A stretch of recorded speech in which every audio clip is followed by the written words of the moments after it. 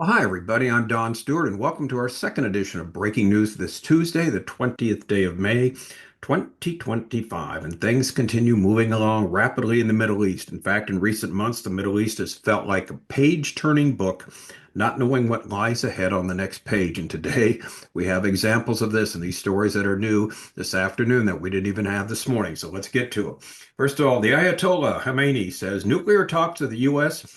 are unlikely to lead to any outcome. Isn't that interesting? The Times of Israel. All right, from the Jerusalem Post, Iran is now hosting a Hamas delegation as the Israel operation in Gaza widens. This is from the Jerusalem Post. The two groups are about to get clobbered, it seems, militarily or talking to each other. The UK, this is terrible, imposes sanctions on Israeli settlers and they halt trade talks. This is from Israel HaYom. And the UK is continuing to go down the tube with this government that they have now, this Labour government. It's got a horrific popularity or unpopularity, shall we say, amongst the British people. They've gone down to about 25%, the new prime minister, in popularity. And finally, Marco Rubio warns, and get this, Syria is close to another civil war with the country splitting up. This is from the Times of Israel. Oh boy, never a dull moment, huh? Well, let's look at these stories. First of all, Iran's Khamenei says nuclear talks with the U.S. unlikely to lead to any outcome. This is from the Times of Israel. He says American negotiators should refrain from speaking nonsense after Witkoff says Tehran will not be allowed to enrich uranium. This is from Tehran, from the AFP. Iran's Supreme Leader Ayatollah Ali Khamenei said Tuesday that nuclear talks with the United States were unlikely to yield any results amid a diplomatic standoff over the Islamic Republic's enrichment activities. We don't think it will lead to any outcome. We don't know what will happen, said Khamenei during a speech, adding that denying Iran's right to enrich uranium was a big mistake.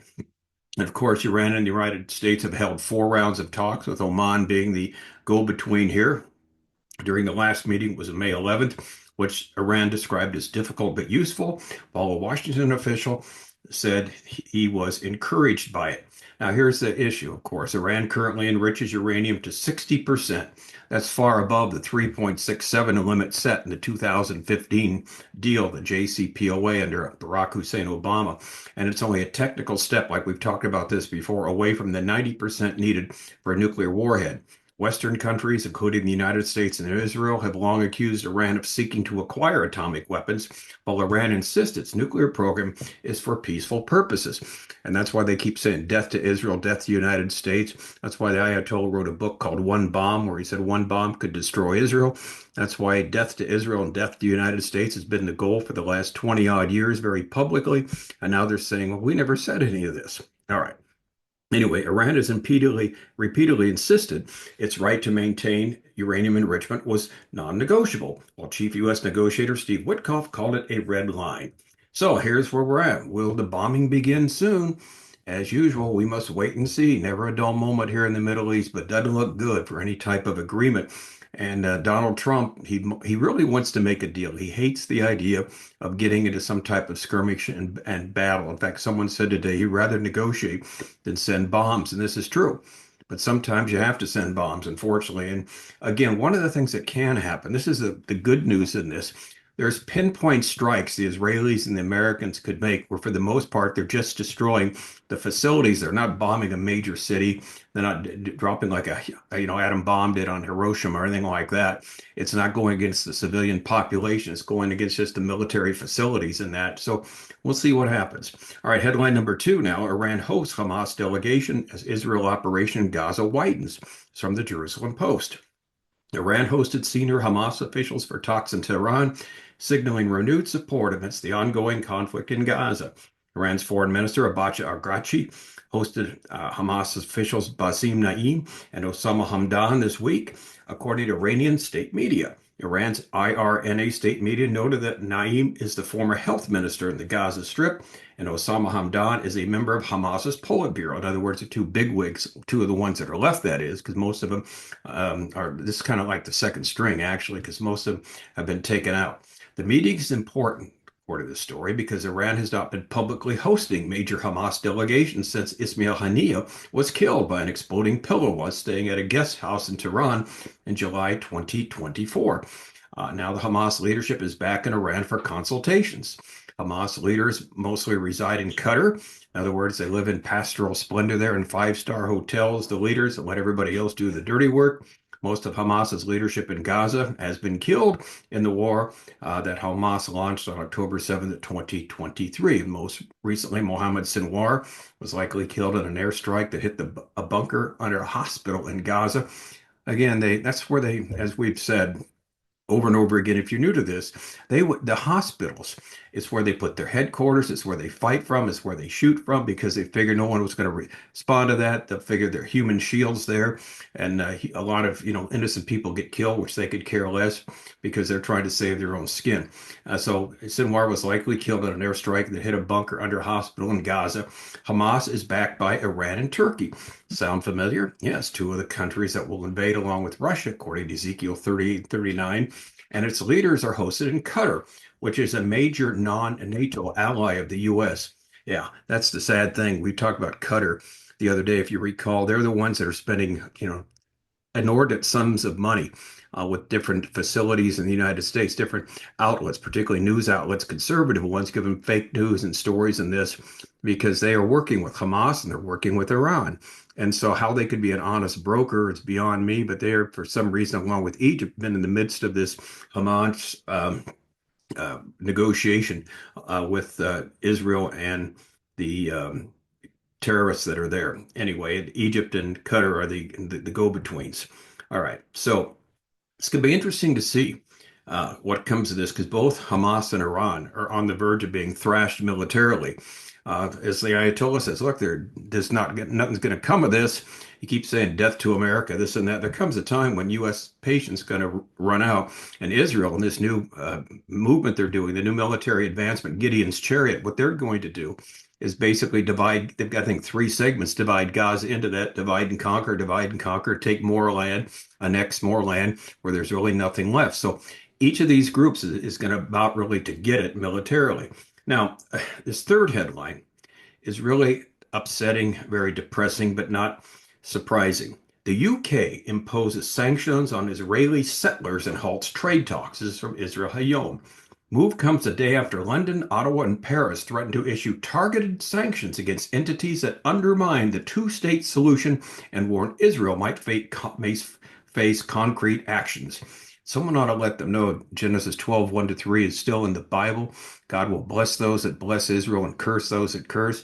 So look for judgment to come upon, the UK, Canada, and France. Not surprising when it takes place.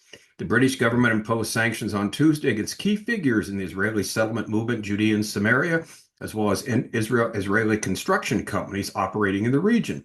The move comes a day after we talked about this yesterday and we talked about this morning. A strongly worded joint statement by the UK, France, and Canada criticizing Israel's policies and the launch of Operation Gideon's Chariot in Gaza. After just announcing the move, the UK government also said it was suspending talks on a new free trade agreement with Israel and summoning the Israeli ambassador Tzipi Hotovely to the Foreign Office to express its displeasure. The sanction list published by the UK government website includes individuals, and it also the individuals that promote Jewish settlements in Judea and Samaria, construction companies, et cetera, et cetera. It goes through a whole litany of this. And people who operate a farm in the area previously faces charge for violence against the Palestinians. These individuals and entities, very well-known people here, were previously sanctioned by the Biden administration and the European Union.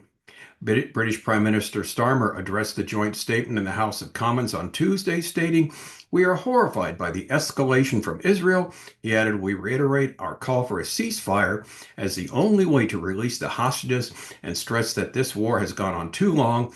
We cannot allow the people of Gaza to starve." What can you say? The British government is pathetic. And this is another story. There's another story actually.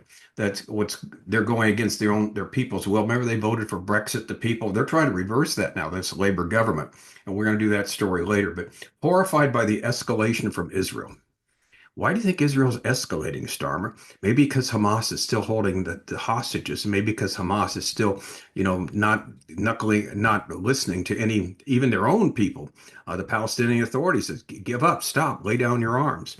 And so what they're supposed to do is just let Hamas win and have another victory. You do it like Netanyahu said today, which we talked about earlier. A Palestinian state would be a reward for terrorism, if that's what takes place. You can't let that go.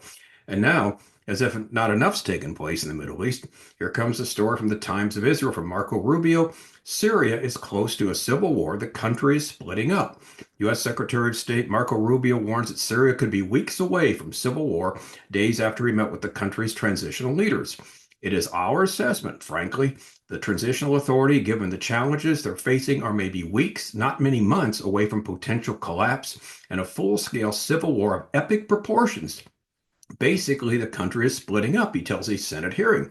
Now, this would not be surprising in the least, since Syria, since 2011, has been divided by infighting amongst various groups. The recent group that overthrew Assad is barely holding on. Remains to be seen how long they will last. So, like Iran and Hamas, Syria too is in the crosshairs of possible major military confrontation. And like we said at the outset here, the Middle East is like a page-turning book. Who knows what's going to happen next? Who knows what it's going to be like in 6 months or a year from now? Thankfully, you and I have the Word of God, which tells us what will eventually happen in the future, as well as how all this will end for various countries that are now in the news, including Israel, Iran, Russia, Turkey, etc.